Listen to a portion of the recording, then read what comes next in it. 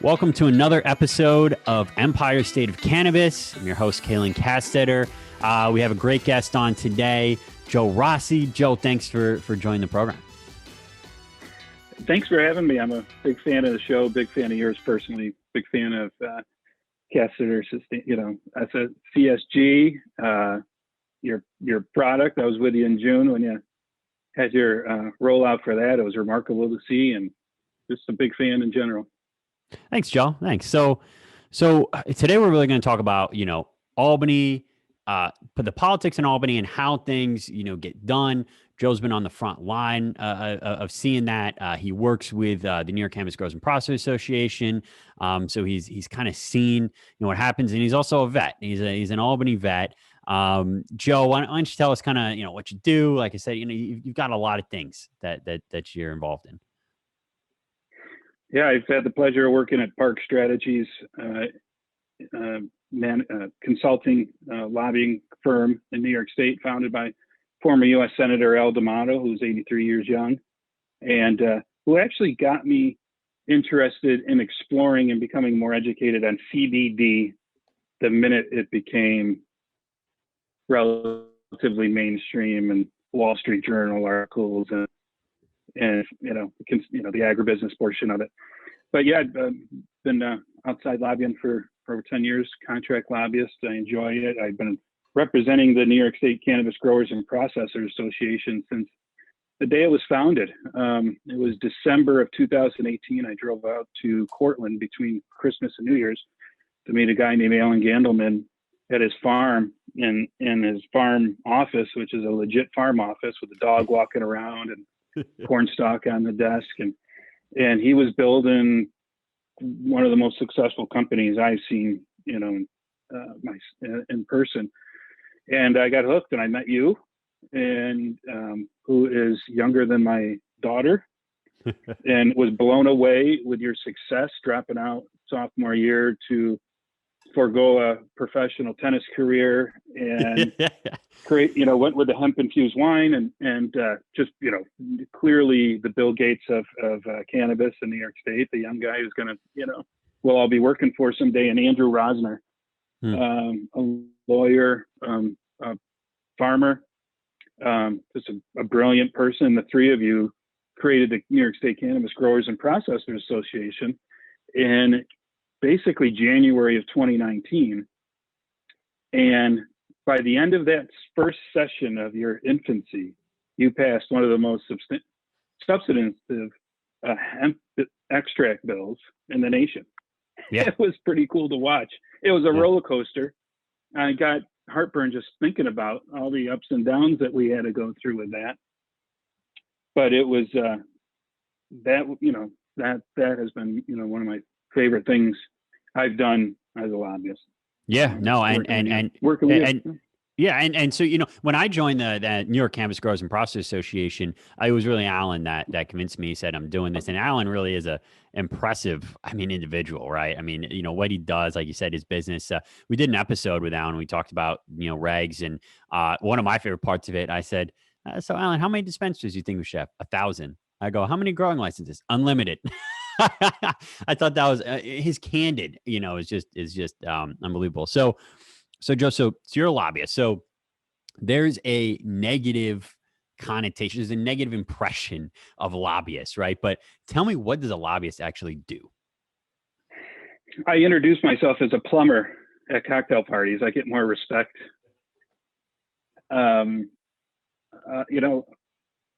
Lobbying organization has been part of the system since its foundation, since the American democratic experiment started 244 years ago. We assist nonprofit organizations, associations, and businesses like yourself, private business, interface, achieve results in a prudent amount of time on big projects. I always say you need a lawyer. Like when you're a business owner, you're not going to do your own legal work. You hire a lawyer. You're not going to do your own accounting. You get an accountant. And if you got to do government relations at a high level, you get someone like me in our firm. Hmm. So Gotcha. I'd like to say I created the industry, but it's been around. The movie Lincoln captures Albany lobbyists better than not today's Albany lobbyists, but the history of Albany lobbying. Yeah. And it's changed a lot in the 10 years that I've been lobbying. Kayla, I graduated college 20 years ago. The whole industry has changed a lot over those periods of time. And when we get into the conversation about how Albany works, we can talk about how it's evolved just since you and I had been walking the halls. Yeah. And, but yeah. What's interesting is about Albany, right, is that it is, it's the capital of New York, and New York has such a rich history in terms of governance and democracy, but also capitalism and culture, right?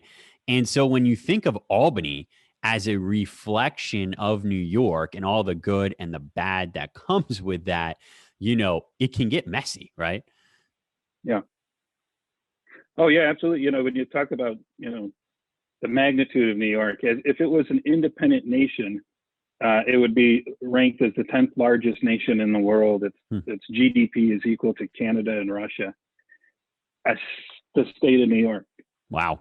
Yeah. And so to govern from that is unbelievable. And also the needs of New York City and the needs of upstate New York are not completely different, but they differ a lot, right? It's a very diverse state.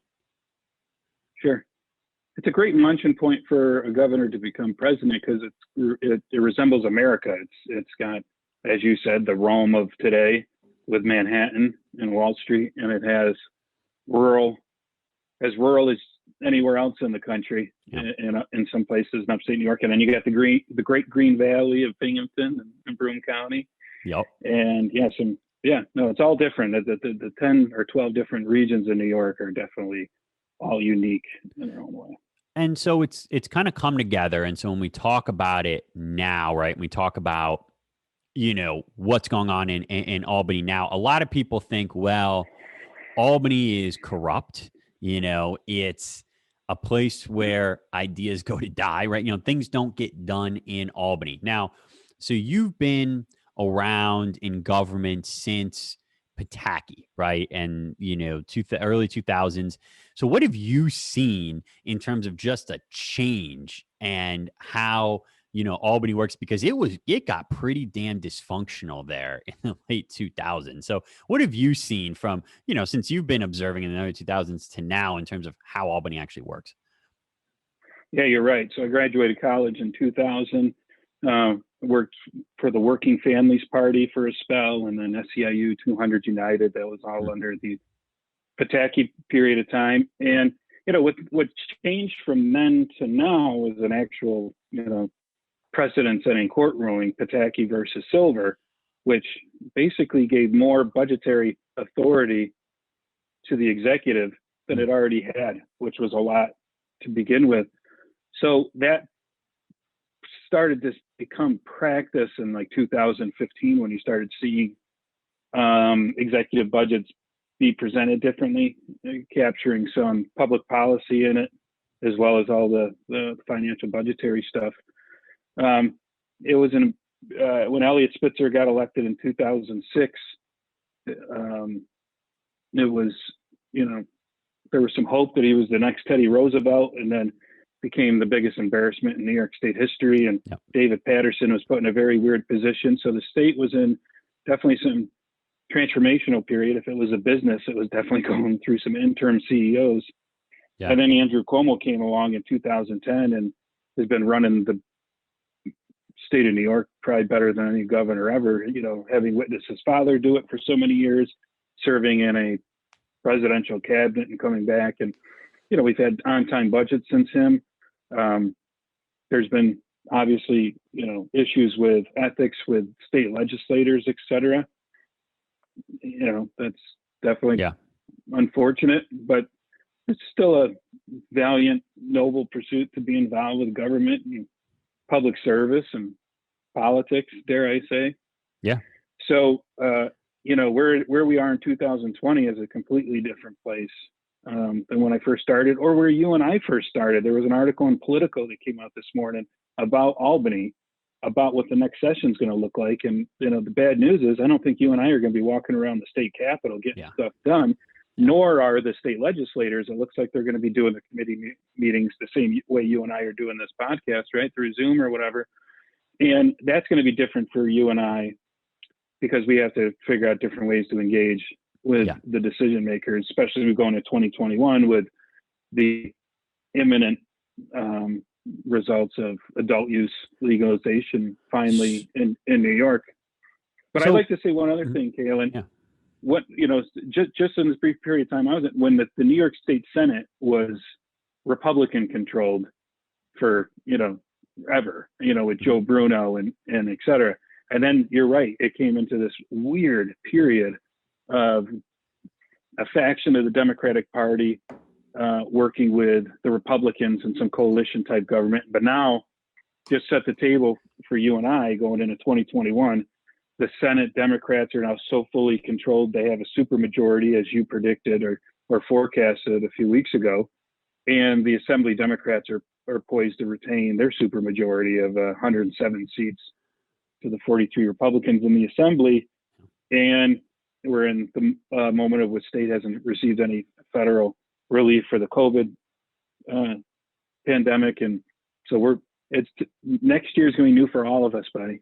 Yeah, no, it is. And it's going to be strange. And so to kind of pick up on a point where you said where, not going to be walking around in Albany. And, I think there's this impression that, things get done behind closed doors and that, lawmakers, they all have their agendas, and they do. But what's interesting about cannabis is, and maybe you can talk to your experiences, just how little a lot of lawmakers know about the issue and how willing they are to learn, and how important it is that, there's associations like the NYCGPA or et cetera in any industry there to actually educate on the ground issues. Because that's what lobbying is really about, education. Yeah. I mean, you could make it sound tawdry and dirty by saying we're walking around the same halls as the legislators, but that's the beauty of a citizen government. Yeah. That's the point of a citizen government. Taking the budget process, for example, I'll make a good point that you just made about educating legislators. I've been with you where we had to walk them through the difference between hemp and weed. Yeah. From the way their brains work, right? Yeah.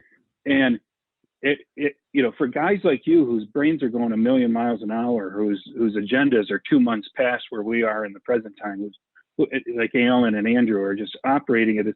It's got to be discouraging for you to have to walk somebody through. This is hemp, been around since Jesus walked around. Here's cannabis. And so that's been the good news is in New York State, the more you've been working to educate the legislators, the more they get it. And I think what's also important is their daughters are using CBD for their backs, or their husbands are using CBD for their golf elbow or whatever. So that's been a big change. But yeah, it's lobbying is essentially that. So take the state budget, for example. Might as well take a good example. You and I have done 2 of those together, and how citizens participate in it. It's basically the governor has to come out with a budget by state constitution no later than February 1st. The legislature takes a look at it. There's 30 days to make amendments to it. You spend the rest of that period of time before the budget needs to be passed by deadline of April 1st, negotiating, working out the details before a budget is actually passed. But that period of time where that sausage is being made, as it's always referred to, is where the citizens need to present themselves, where Alan and Kalen and Andrew thankfully built a coalition of hemp farmers in New York State that all had individual voices, but together made a bigger noise to accomplish something, quite amazing in 2019. So yeah, we can look at it as, influence peddling and all the nefarious, extreme examples of, the bad side of this industry. But I think you and I could do that with every industry. Well, yeah, you can. In the state. And the thing is, you mentioned that, citizen government, right? And so in your experience, I mean, you've worked on a lot of different issues, not just cannabis, but with, all your clients and just being around. How important is it though that people are engaged, right? Because how easy is it for a lawmaker to disregard something when there's no one talking about it? Incredibly easy. Yeah. What I find is that a lot of people think, oh, they don't listen to us anyway, or other people are presenting this position to them. There's no need for me to drive to Albany. I love the story of you and your family. I got the pleasure of meeting your mom in Albany when you and I were out, she was there for her own individual lobby day. That's the essence of it, right? Is getting out in front of them and educating, the folks about the issues, because if you don't, who's gonna? If not now, when? If not us, who? Yeah. On every issue. And so, putting yourself in the shoes of a state legislator, imagine that. You're juggling, you and I probably juggle 12 things every individual day, right? You're a business owner and I got my thing. Yeah. But these legislators got to, juggle 120 different things that are important individually and equally to all different people that they represent.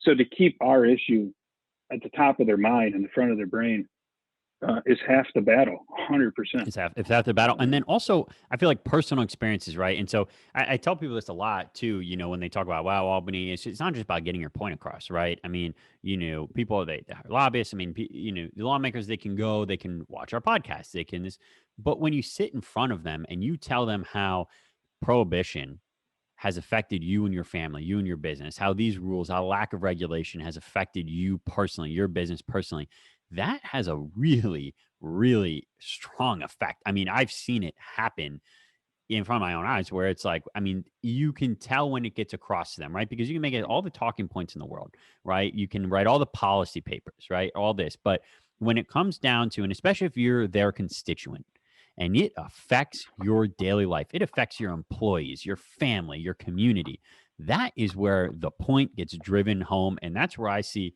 a lot of action. I mean, a lot of these lawmakers, they want to do what's best, not only for their constituents, but for New York State. And they really do.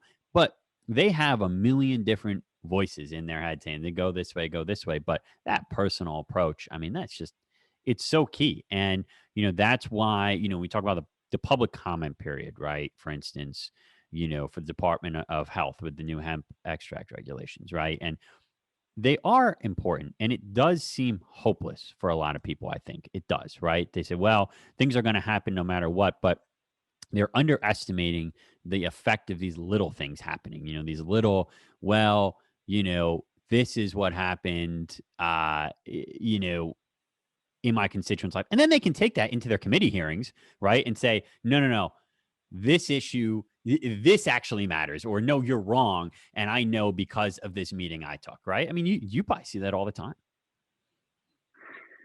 Yeah. I mean, government, I think Dr. King's quote is power concedes nothing without demand. Right. So the squeaky wheel gets the grease, that you have to be there. There's a great picture right behind you of Governor Cuomo meeting a young Kalen Cassidy. And that's important because Governor Cuomo might have seen Kevin Sabbath out there criticizing and highlighting all the extreme negatives of, adult use cannabis. And the governor had the opportunity to look at somebody, a millennial, who's a native New Yorker and wants to invest in his Southern tier, staring him in the face saying, Governor, you got to do this. Yeah. That's critical. That's priceless. Is that what you're getting to? Yeah. No, it is. And it absolutely is. And so let's talk about what's going to happen, what could happen this year, because I think the number one question that people have is, will adult use cannabis pass this year, right? And they mean 2021, right? Because is it going to happen? And, sometimes people are surprised by my answer. I said, yeah, I think it gets done by April 1st. And people are like, well, April 1st? Well, what's significance of that date? So, Joe, what is going to happen, right? But you have two good case studies on that. Yeah, exactly. But break down for, our viewers and listeners exactly what the what the procedure is going to be. Yeah, it's a different year, but what is going to happen here in January, February, and March, where we think, adult use cannabis is going to get a vote, and it can be included in the budget. But what does that look like? What actually happens? So let's 2019, you and I just getting to know each other in January 2019, and Governor Cuomo came out with his executive budget proposal, his State of the State speech, which he has to deliver every January.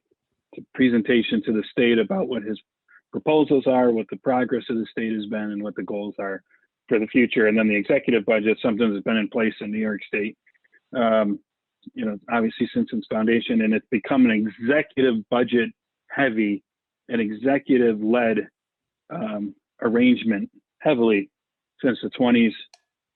And the division of budget is under the executive chamber, right? So that comes out. We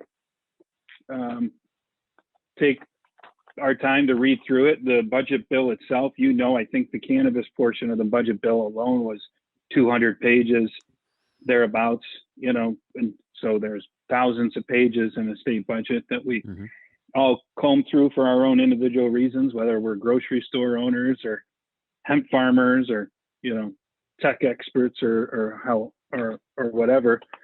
And then the process of committee hearings, joint committee hearings between the Senate and the Assembly transpire. But as you and I both know, there's also a lot of negotiation, education, advocacy happening outside of those hearings as well, individually with legislators, individually with the executive chamber. And then, so after the budget's originally introduced, there's 30 days to make amendments to it, which gives the legislature opportunity to have their say. And then the negotiations take place. And then since you were little and since Andrew Cuomo has been governor, there's been on-time budgets towards April 1st. I mean, the majority of my lifetime, it was a joke that they would be passed on time. They were 3, 4, 5 months late, because there just couldn't be agreement. Wow. There's a great book that you need to read, Kaylin, by former Senator Seymour Lackman called 3 Men in a Room. And it's about Albany, and it's about the old days of Albany before, as we've talked about, there's been an evolution in Albany in the process. But you would really appreciate that. So then in specifically in 2019, you and I would have also went to Vegas and put money on that cannabis was going to get passed in New York State. It made it pretty close. It was getting there. Yep. It was a pretty comprehensive thing called the CRTA that included the creation of an Office of Cannabis Management. It was a very well thought out proposal that just didn't make it. And it was the first year of the New York State Senate being fully Democratic controlled. And they thought that it could be done through the legislative process after the budget was done, which come to find out was not the case. So we began this year with a new budget presentation by the governor, which included the CRTA again and the Office of Cannabis Management. And, not to give away any, trade secrets or anything or any conversations, but I know for a fact you were fully involved with those discussions on the adult use space. They were, the leadership of the state of New York, put it this way, was very dependent on what Alan and Kaylin and Andrew thought about the pragmatic reality of some of these proposals. And then COVID hit us, which was a disaster. So going into 2021, I would still go back to Vegas and bet big on green that because of COVID, because of the fiscal crisis that we're in, I think you've heard the governor and state leadership say, we have to do it. It's not an if but when scenario at this point. We got to look under every cushion for change. For revenue and economic development and opportunities. And so, you're also vice chair of the New York State Democrat Committee, right? And Democrats won big this year, right? I mean, we had the Red Mirage. Everyone thought, Republicans made up ground, except no, I mean, they expanded their majority. We're at 43 seats for the Democrats. So it's one over a supermajority. And a supermajority just means that they can override a veto if every single one of those members decide to come together and do so, right? We really haven't had that situation come up. There's some historical, you talk about Pataki and then the Republicans and Democrats coming together, they override vetoes, but that doesn't necessarily happen. But what is the significance of that, Joe? Do you think when it comes down to cannabis, when the Democrats have a supermajority, but it is a very diverse caucus? Very diverse caucus. I think we saw that in the first iteration in 2019, how Long Island Democrats, recently elected senators, weren't in tandem with others in their caucus on the adult use. So now you have 43, 44 Democratic senators. Mm-hmm. I'm with you, though. Let's just cut to the chase here. In 2021, I think adult use gets done in the budget, which is April 1st, which is not meaning it's not done outside of the budget process on its own standalone bill, having to go get to go through the state assembly, through the state senate. I think it'll get done in the budget. The governor and the state legislature has done some tremendous things through the budget on policy issues before. $15 minimum wage increase.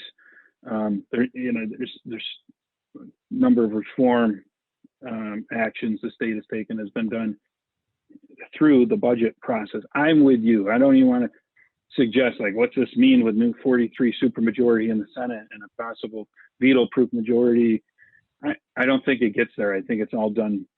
I think our issues pertaining to adult use cannabis will be handled through the budget process. Yeah.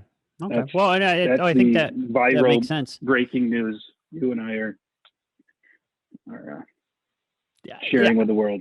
I mean, listen, that's my view. I think so. I think there's a separate discussion on whether policy should be done in the budget. I mean, it is the rule now in Washington, D.C. that anything that gets done in an omnibus spending bill, right? In Albany, a lot does get done outside the budget, right? But this is an interesting situation because there is going to be need spending to create the cannabis programs, right? So that's why I think, but we do have two dueling visions of cannabis with the MRTA and the legislature and the CRTA with the governor, right? And so they're different. I mean, in a lot of ways, on some issues, they have a big departure. Some issues not, right? There's a lot. They look very similar on the face of it, but there is some issues: taxation, revenue allocation, and even the licensing structure is different. So, what happens, Joe? Do you think that there is going to be negotiations in room where the MRTA and the CRTA they're going to come together, or do you think some of these differences in terms of tax revenue allocation and taxation might just be too big a bridge to come together here on those issues between the legislature and the governor? That's theoretically possible. I pray to God that's not what happens. It would be a waste of an opportunity. There's a crisis going on financially. Crisis breeds opportunity, and it would be a shame to waste this opportunity, because I think you and I can cut through what the disagreements are on the various positions on this. And it boils down to language that's used in the law pertaining to where the revenue is going. How they figure that out, again, this country has a GDP the size of Canada and Russia. The professionals running this state are some of the best in the world. I'd like to think they can figure that out. It's a debate they've been having for the last few years, that ultimately there's been a rearranging of reality with this COVID crisis, and it's where the state of the state financially. And there's certain parts of that cannot be ignored that are being proposed as it relates to underprivileged communities or communities that have been negatively affected. Mm-hmm. But honestly, I sound like a broken record because I said it in 2019, I said it in 2020, and I'm predicting it in 2021. We'll figure this out in the budget. they will figure it out in the budget. I fully believe that, because I think they realize the difficulty of doing it outside of that process. Yeah, it needs to happen too. So, all right, Joe. I mean, listen, thanks for the insights. I do have one departing question. I think that our listeners always get. You mentioned it earlier. You said New York State, being the governor of New York State, is a great springboard for the presidency. You are avid fan of Cuomo. You've worked. Is that the next step for Andrew Cuomo, the presidency? Just Joe Biden just got elected president, right? So it's 2020. He's going to serve at least right. So he's got at least I'd like to think he gets 2 terms out of it. I realize he's the oldest president ever elected. Yeah, and then Kamala Harris is in a unique position. But listen to Governor Cuomo on Howard Stern from about a month ago. He knows where I don't speak for him, but he knows where he's best suited, and he's a terrific governor for one of the greatest states in the nation, and he's got more work left to do, and he's a young guy. He's like 63 years old, and so I'd like to think there's a lot of runway ahead of him in his life. But I want an Italian president. Can I say that out loud? Is that okay to say these days? Yeah. Well, hey, I think his father would have made a phenomenal one. He is a doer, a hard charger. So I'm fully would love to see that in my day. When was the last time we had a New York governor as president? Have we? Oh yeah. So Nelson Rockefeller was a vice president, left the governorship to be a vice president, and probably FDR before that was Teddy. Who's the other ones? Grover Cleveland. There's one I'm forgetting. Martin. Yeah.